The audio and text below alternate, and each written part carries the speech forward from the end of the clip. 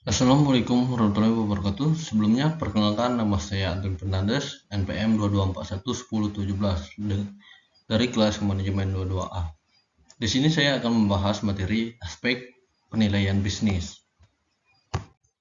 Jadi, aspek penilaian bisnis yang pertama pasar, pemasaran konsumen dan produsen, teknik dan teknologi, manajemen dan organisasi, keuangan, ekonomi dan sosial, yuridis, hukum, dampak dan lingkungan. Jadi pasar dan pemasaran konsumen dan produsen, aspek yang dimaksud untuk menilai apakah perusahaan yang berinvestasi dari segi pasar dan pemasaran memiliki peluang pasar yang diinginkan atau tidak. Seberapa besar potensi pasar untuk produk yang ditawarkan dan seberapa besar pangsa pasar yang saat ini dikuasai oleh kompetitor. Lalu strategi pemasaran yang akan diterapkan untuk menangkap peluang pasar yang ada. Ada riset pasar yang dilakukan dalam aspek ini.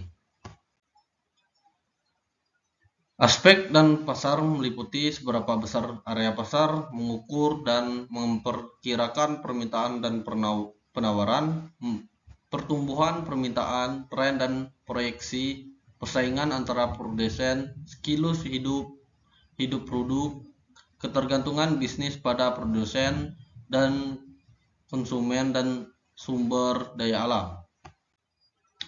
Pasar dan pemasaran konsumen dan produsen, aspek yang meliputi segmentasi, penargetan, pemosisian, sikap, perilaku, dan kepuasan konsumen, strategi kebijakan program pemasaran, marketing mix, 4P produk, harga, tempat, dan promosi.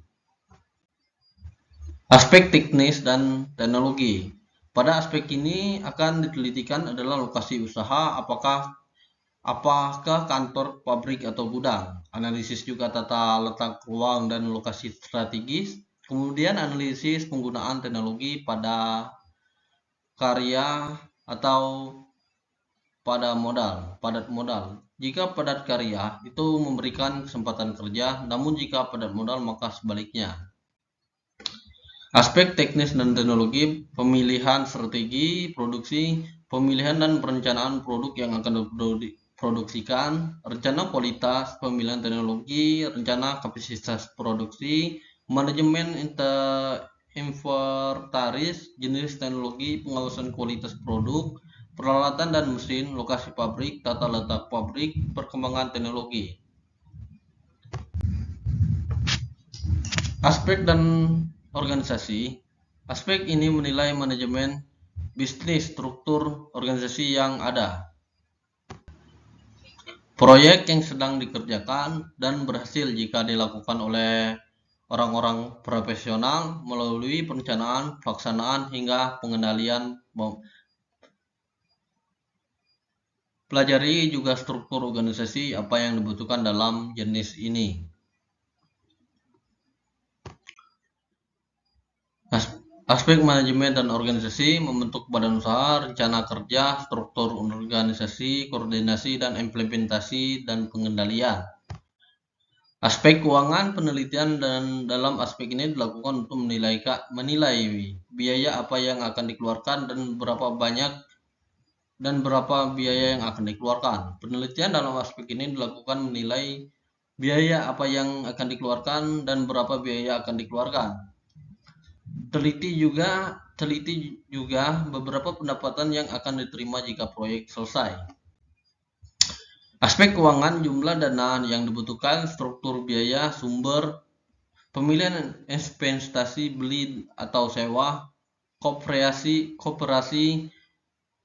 NP, payback period, PS suku bunga.